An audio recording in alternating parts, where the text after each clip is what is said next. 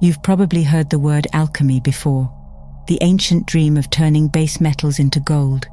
But what if I told you, we already did it?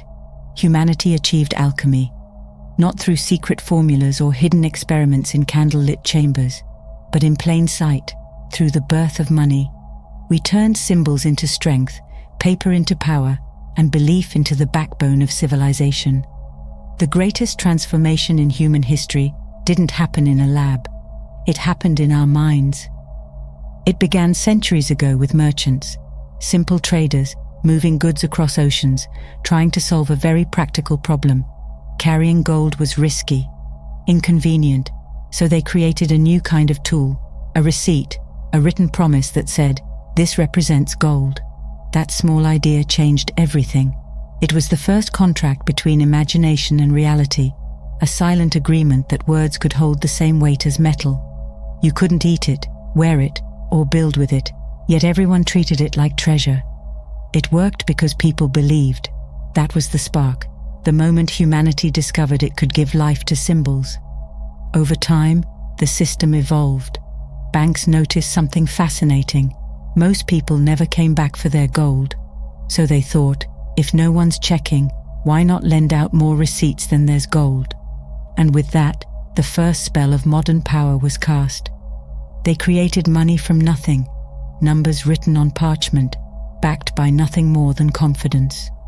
One pile of gold could become 2 or 3, simply because people believed it was there. That's when alchemy left the laboratory and entered the world. The raw material wasn't metal, it was faith. Think about what that means. We built a civilization powered by belief, not crops or stones or tools, but trust. Invisible energy flowing between people, cities, and nations. It's strange when you stop to realize that the entire global economy rests on something as fragile and as powerful as imagination. Every transaction, every paycheck, every loan is a little ritual of belief. When you see a number on a screen and feel relief, joy, or fear, that's not just accounting, it's alchemy in motion. We turn thought into action, and action into power. But there's always a shadow to every miracle, because once humanity learned to turn nothing into something, the next question became, who gets to decide what's something? Once power was born from belief, those who controlled belief could shape reality itself. That's when alchemy became more than a practice. It became a system, and somewhere between the merchants, the banks, and the empires, the line between creation and illusion began to blur. And once belief became currency, the real question wasn't how to create money, it was who gets to create it. The merchants who once carried gold now carried power. They realized that whoever held the trust of the people didn't just control trade, they controlled reality itself. That's when money stopped being a symbol of exchange and became a weapon of influence. To protect their growing power, these merchants formed alliances, families, and eventually, empires. They weren't just dealing with goods anymore, they were dealing with the invisible substance that shaped the world, belief itself.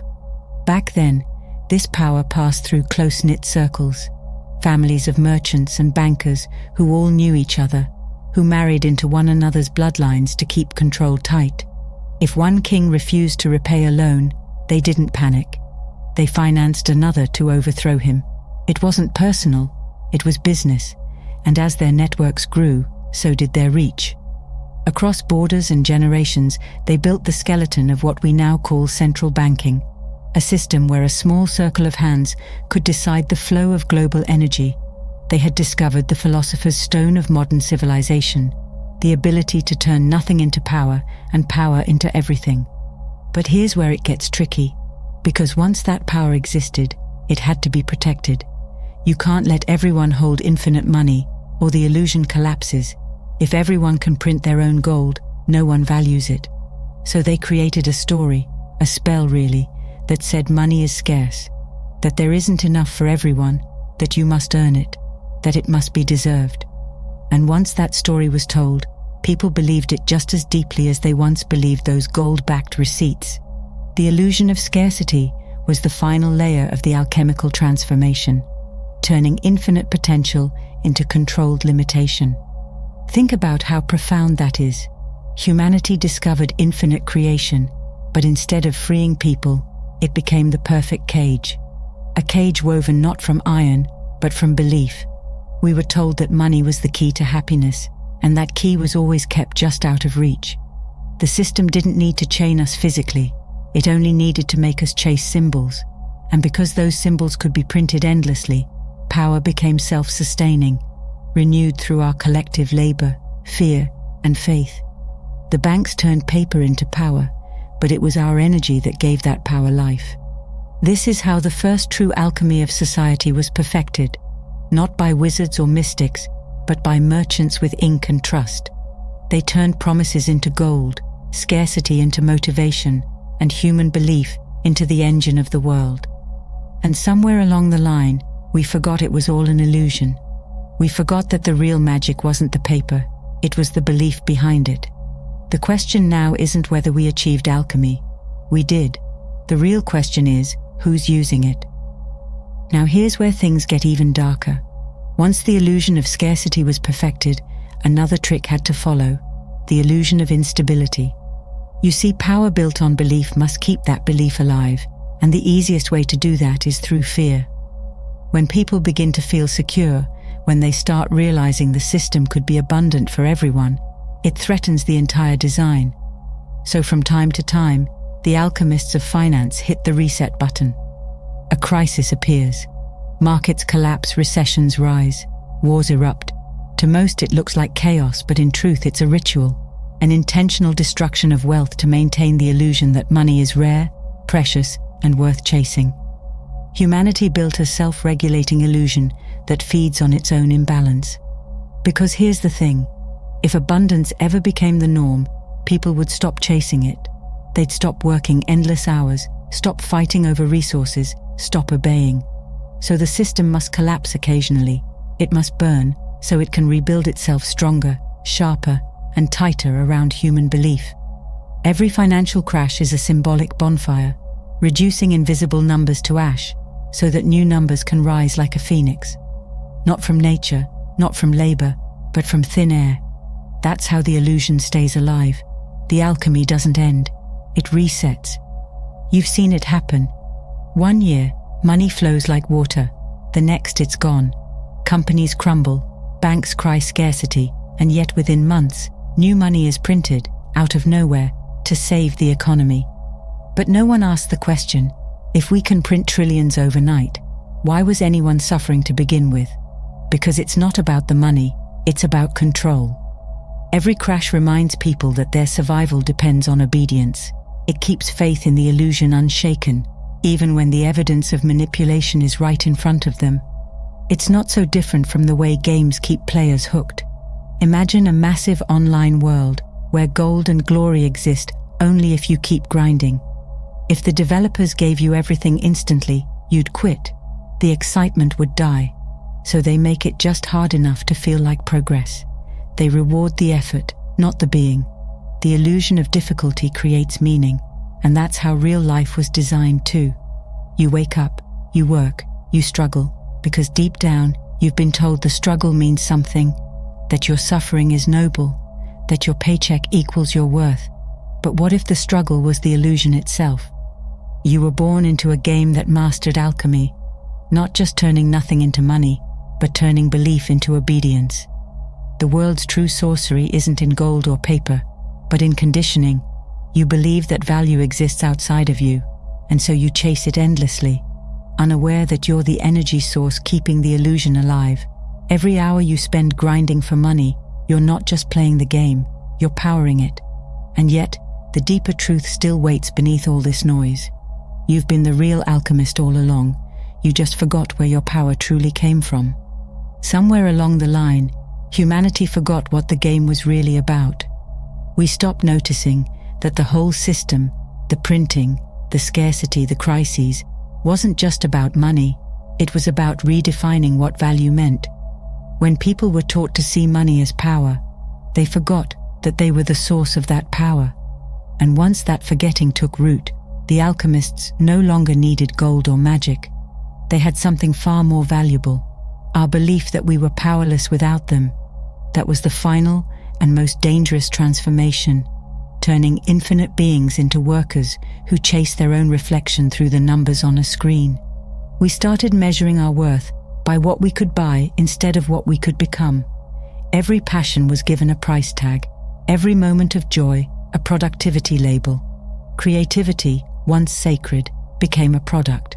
Even time, the most intimate expression of life itself, was sold by the hour. The illusion was so deep that people began trading their souls for comfort, mistaking survival for purpose. The system didn't even need to demand it. We volunteered.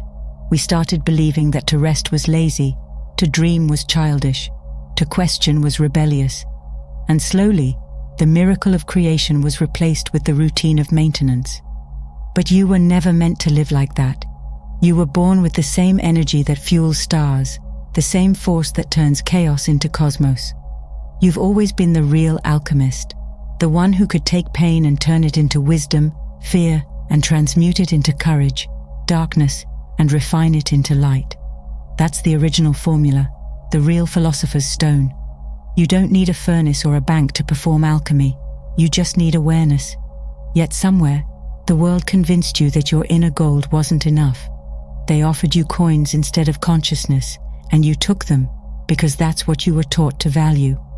Every time you look at your bank balance and let it define your mood, you perform a ritual of forgetting. Every time you think you have to earn love, rest, or joy, you reaffirm the illusion that you're lacking something. And that's the cruelest trick of all, to convince infinite beings that they're incomplete. You see, money was never the source, it was the shadow. The real currency of this world has always been energy, attention, and awareness.